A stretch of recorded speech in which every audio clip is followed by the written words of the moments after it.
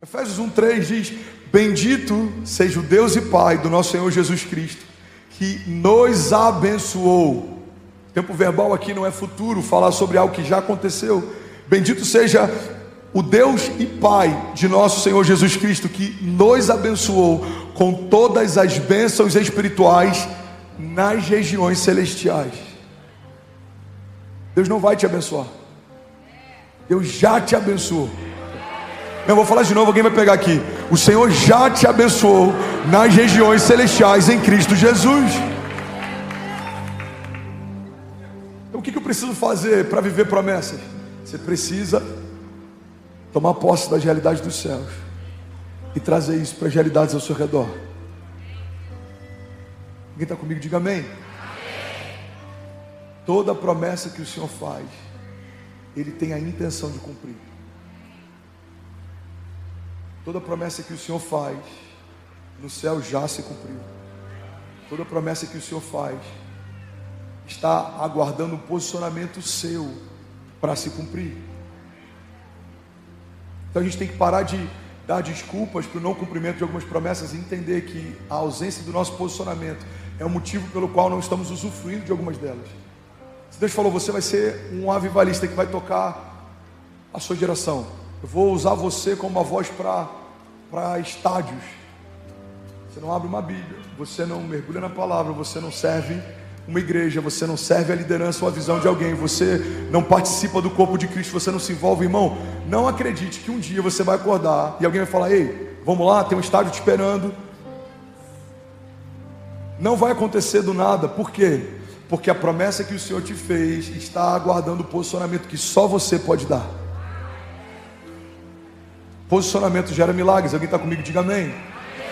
Fala para quem está do seu lado, me ajuda a pregar. Fala: posicionamento gera milagres. Vocês estão felizes ainda? E o Johnson ele diz o seguinte: ainda bem que eu vi Jesus. A fé tem duas partes. A primeira é a convicção da existência de Deus, embora até o diabo tenha essa convicção. A fé tem duas partes. A primeira é a convicção da existência de Deus, embora essa convicção até o diabo tenha. A segunda parte é a confiança na sua natureza. Igreja, olha para mim.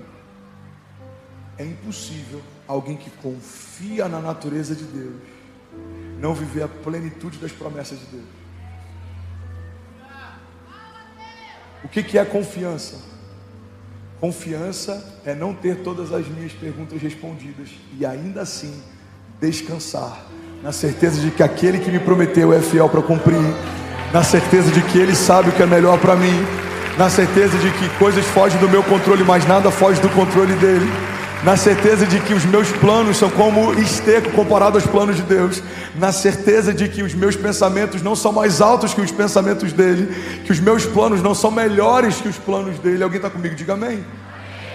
A fé é dividida em duas partes, igreja. A primeira, a convicção da existência de Deus, e a segunda, a confiança na sua natureza.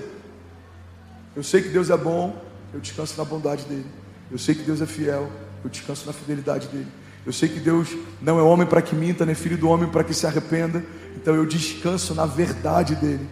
Eu sei que Deus é generoso, eu descanso na generosidade dEle. Eu sei que Deus é galardoador, Ele recompensa os seus, então eu descanso na recompensa dEle. Eu sei que Deus ele está pronto para estender as suas mãos, mesmo que eu tropece, Ele está pronto para me receber e me colocar de novo. Eu descanso na misericórdia dEle. Irmão, a gente precisa conhecer as facetas do caráter de Deus, e a gente precisa confiar nas características de cada uma delas. Se eu conheço o caráter de um Deus provedor, eu começo a acessar a provisão do tipo de Deus. Se eu conheço o caráter de um Deus perdoador, eu começo a acessar a graça de Deus. Se eu conheço a faceta desse caráter de um Deus que é cura, eu começo a acessar a cura de Deus. Todas as facetas do caráter de Deus que a gente não conhece são exatamente aquelas que a gente não usufrui. E é por isso que é possível um crente em Jesus, que vai para a glória, que vai morar nos céus, ter conhecido Deus da salvação, mas fechar o seu coração para o Deus da provisão, por exemplo, ter uma vida miserável e escassa na terra, embora pela misericórdia e pela graça vai morar com Jesus nos céus. Alguém está comigo? Diga amém. É possível? É possível. Creio que Deus salva, mas eu não quero que ninguém fale comigo sobre fé e dinheiro, porque eu não creio que Deus provê.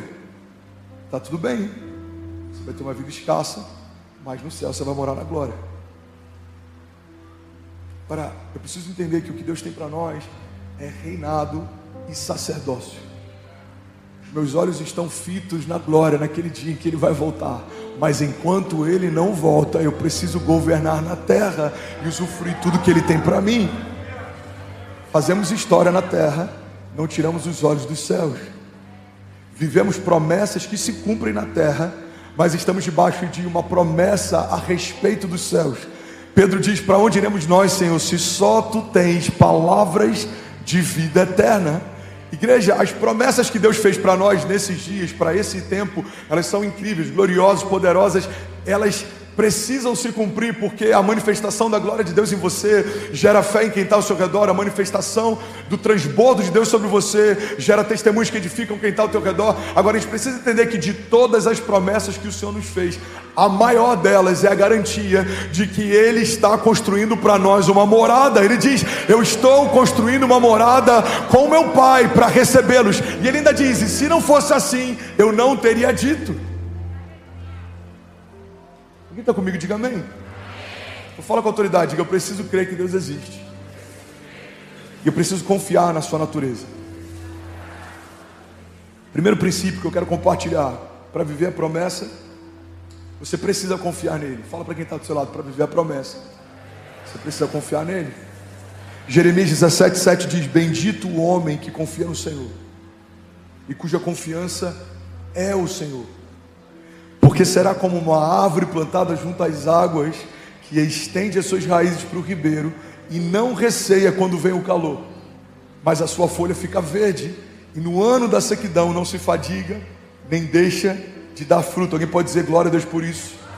2 Coríntios 20:22 diz: pois quantas forem as promessas feitas por Deus, tantas tem em Cristo o sim, e por meio dele o amém é pronunciado por nós, para a glória de Deus. Ora, é Deus quem faz que nós e vocês permaneçamos firmes em Cristo. Ele nos ungiu, nos selou como a sua propriedade, pôs o seu Espírito em nossos corações como uma garantia daquilo que está por vir. Alguém pode dizer glória a Deus por isso? Sabe uma das coisas mais lindas em relação à promessa que Deus faz para homens? É que a parte fácil fica com a criação. Está dizendo, cada promessa, quem fez a promessa? Deus. Quem disse sim para a promessa? Jesus. O que a gente faz? Fala amém. O que significa amém? Assim seja. Então, Deus faz a promessa, Jesus garante a promessa, eu só concordo com ela. Como igreja, pega isso aqui. Deus fez a promessa, Jesus concorda com ela, eu só digo amém. Deus fez a promessa, Jesus garante a promessa, eu só concordo com ela. Deus fez a promessa, Jesus garante a promessa, eu só concordo com ela. Então, na jornada de fé, quando o assunto é promessa, Deus está dizendo para alguém aqui nessa manhã: filho, faz o fácil, deixa que o impossível eu faço. O que é mais fácil, igreja? Abrir o mar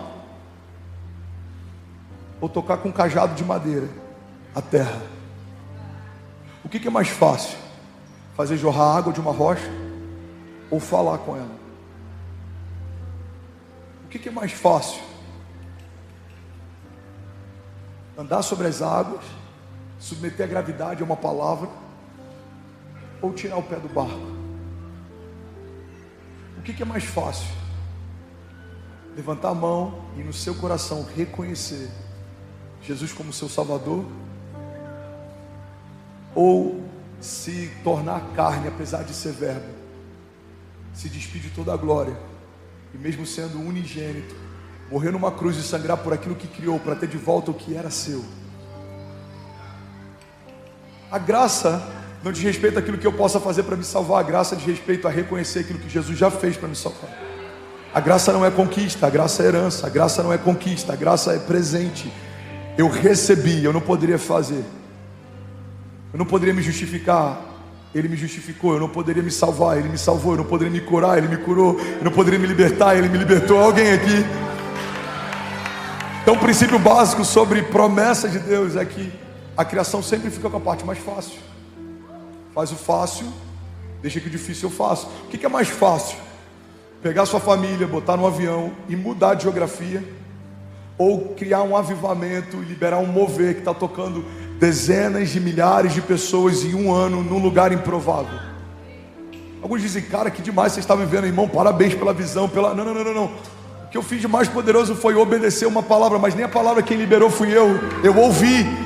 Deus falou, eu ouvi. Ele pediu, eu fiz. Ele começou a fazer por um posicionamento. Irmão, guarda isso. A Bíblia diz que eu plantei, Apolo regou, mas foi Deus quem deu o crescimento. Eu plantei, Apolo regou, mas foi Deus quem deu o crescimento. Existe um princípio básico na jornada de fé: o Senhor não vai fazer crescer a semente que você não plantou. O Senhor não vai fazer crescer a semente que você não plantou. Quem faz crescer é Ele, mas quem precisa plantar é você, irmão. E olha que louco isso. É por isso que começa nele, se sustenta nele e termina nele. Alguém está aqui comigo? Diga amém. Já entendi. Eu tenho que semear, é o Senhor que faz crescer. Mas sabe quem te dá a semente? É o Senhor. A Bíblia diz que Ele é o que dá a semente ao que semeia. Começa nele, você não tinha nada.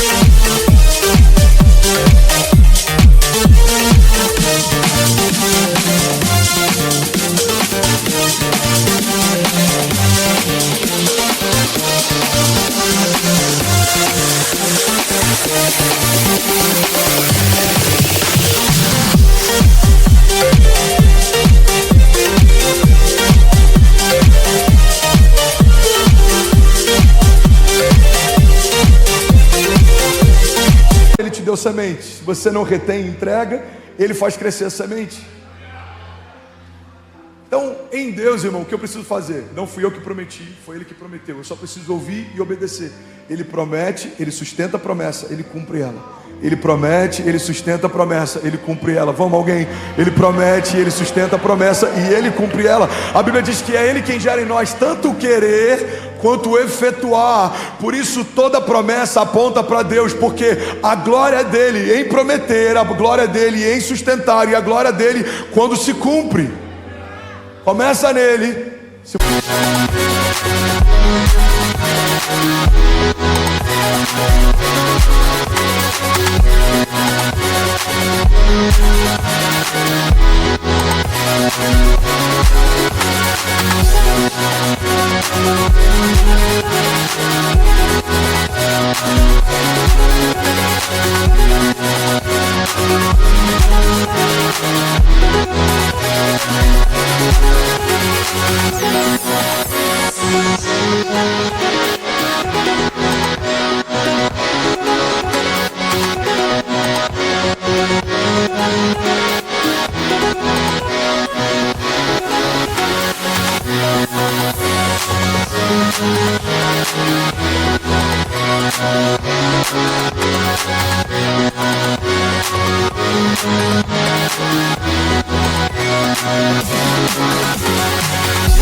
Mantém nele e termina dele, porque dele, pra ele, por ele são todas as coisas. Alguém comigo aqui, diga amém.